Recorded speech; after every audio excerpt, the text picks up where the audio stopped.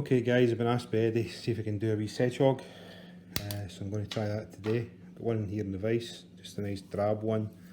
I like this fly very much indeed. Use it a lot for a static dry, use it as a pulled back dry, use it even in the top dropper of a 3-fly wet fly cast, and I've even used it on the point fly of a washing line cast with 2 crunchers up the line. Really is a great wee fly. Okay, so take this one out, new hook in the vise. What I've used this time is a 10, a B170, so the finer wire hook rather than the 175, which is a bit too heavy. You can also use the B160, which is a short shank wide gape hook, which can be quite good when you're using deer hair flies. Anyway, so simple black thread, use any colour you like really, you're not going to see much of it.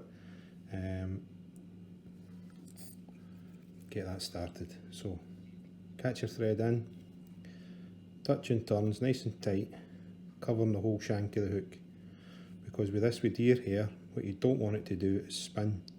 If you put it on a bare shank, it will spin. So take it up to the bend, cut off your waist. The tail could be anything. Some of the flies I've used wool, I've used fur, I've used the hair itself, I've used tinsel, whatever suits you. You can change it to any that you fancy. Okay, a bit of floss. What I'm going to use is a bit of crystal flash. This is a kind of bluey black, greeny black colour. All I'm going to do is take one strand and just keep doubling it until I get a manageable amount all bundled up. Lay that on the top. So keeping that on the top of the hook, a couple of tight turns to lock it in, make sure it stays on the top, and then fold it over, tie it in. So that's never going to pull out now, never in a million years. Okay, so obviously it's a bit long, just cut it back to whatever you like. I don't like it too long, about there's fine I think. So the next thing we're going to do is we're going to use this roe deer. Now the best roe deer hair comes from the spine of the skin itself, which is a nice dark brown colour. If you can't get that particularly, try and get the straightest hair that you can find. Okay, this bit's pretty decent. Okay, so what we want is a wee bunch of hair. Don't want too much, because what you've got to do is you're going to tie in about 6 bunches down this hook. Seems a lot, but I kid you, that's what you need. Okay, so in your hand fingers, I like to cut away this waste, so it's always good to have a wee bag by the side of your desk just to get rid of that. Now, just make sure there's no rubbish in there. Lay that on top of the hook, you can see the line, and again, pinch it really tight. So 1, 2, 3 loose turns, pull down gently. You'll see the hair starting to flare. Give it another couple of turns to lock it in. Okay, so there you go. And you're going to trim that away, as much of that away as possible. Don't worry too much if there's a few hairs sticking forward. You'll probably trap them in as we tie it anyway. Trim that down. Then we're going to take some dubbing, any kind of dubbing you want. I'm using this quite a lot, SLF. It's a good mixed blend here. There's a bit of twinkle, a bit of shiny, and a bit of natural fur to bind it all together. So I'm going to go with this kind of brown. It's almost got a kind of look at hairs here about it. So break it up in your fingers, pull it apart, get some air into it. Because what you want here is a nice light rope of dubbing. What you don't want is big lumps and big bumps. So you want a nice bit of dubbing there. Okay. Take that in, hold your wing, and dance on the spot. Tie a wee bit here. Okay. Get a bit in there, because what we're going to do is we're going to brush that through. Once the fly's finished, we'll brush that into the wing. So again, it's just like the old shampoo advert, rinse and repeat. So get your hair, cut away the waste on the line where you want it. Now 1, 2, 3, nice and tight, couple more to bind. Check your wing, looking good. Scissors, and then cut away the waste and into the bin with it.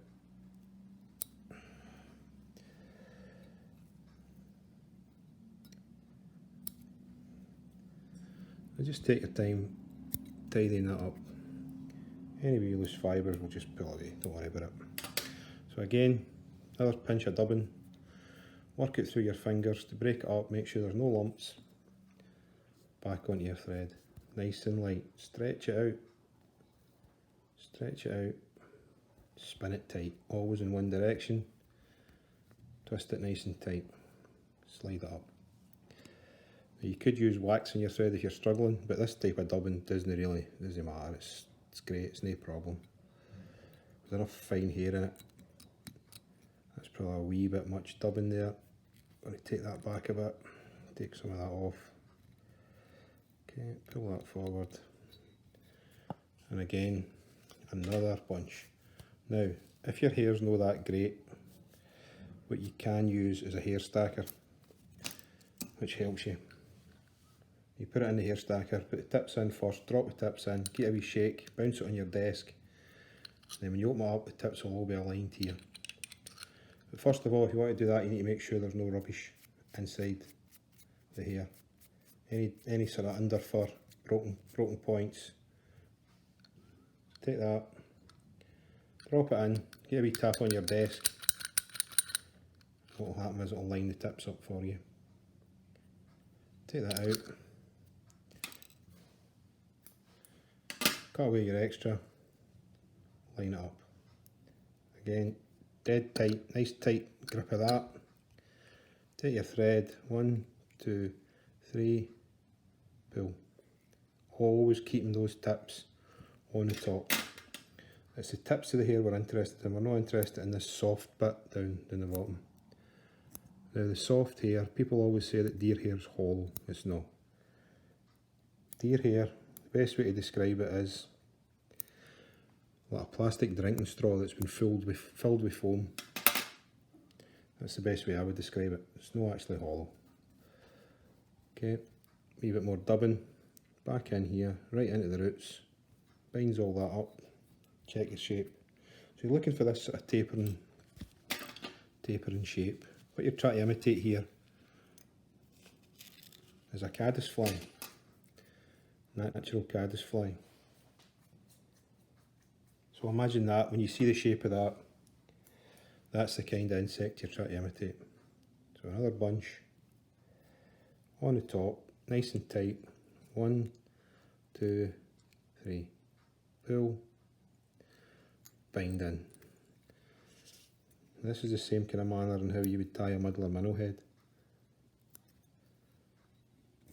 So again, trim up the waist, watching your thread, don't cut your thread. Take that out of the road.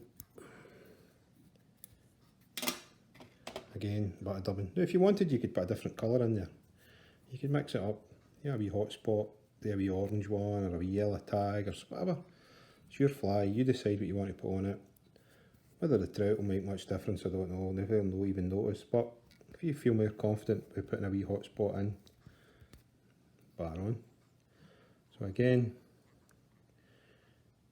bit of dubbing, tight into the roots, and then probably one more bit of deer hair here.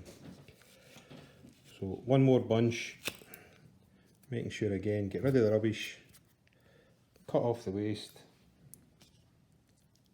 tie it in.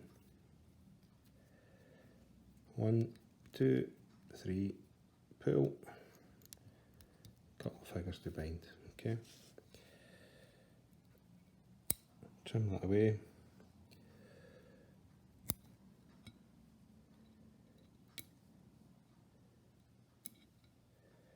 Watching all the time, you're not going to cut your thread. Disaster. So tidy that up. You take your time, spend a bit more time. Now, as far as I'm led to believe, this fly was developed up in the Orkneys. Stan Headley was one of the guys that was involved in developing this fly. and they called it a sedgehog. Now the sedgehog has a hackle wound on here. The hedgehog doesn't. So I'm not that bothered. You can put a hackle on, you can leave the hackle off. But what I like to do is put a wee bit extra dubbing, just loose. Helps to tidy up the head area, but it also gives you opportunity to comb the dubbing through the wing, and I'll show you that in a second. So tiny wee bit more dubbing on there. Anything that's going forward, just pull it back nice and light, and take your thread down, tie it off.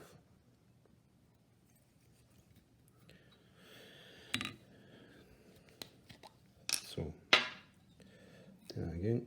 1, 2, 3, 4 wee bits.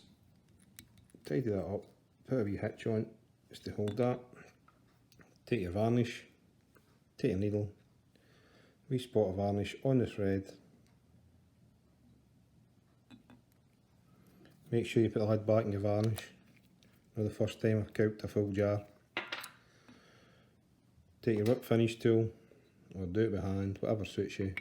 Pull the fibres back. 1, 2, 3, 4, 5. Tighten up. Cut your thread, get a wee haircut underneath. Just to tidy up anything that's sticking out at the bottom. Because you want this to lie quite flat. Then, get your dubbing brush. Now I just use a bit of Velcro stuck to a lollipop stick. And what you're going to do is you're going to attack this. Because you want to pull all that hair up into the wing. So just get right into it. Now I know it looks a bit brutal. These are fishing flies. These aren't going to win any awards. These are flies that you'll use every day in life for your fishing. They're not going to be putting them in a frame up on the wall. So comb all that through. Any rogue fibres you see, just give them a wee tweak. And you can see that pulls all that dubbing up into the wing.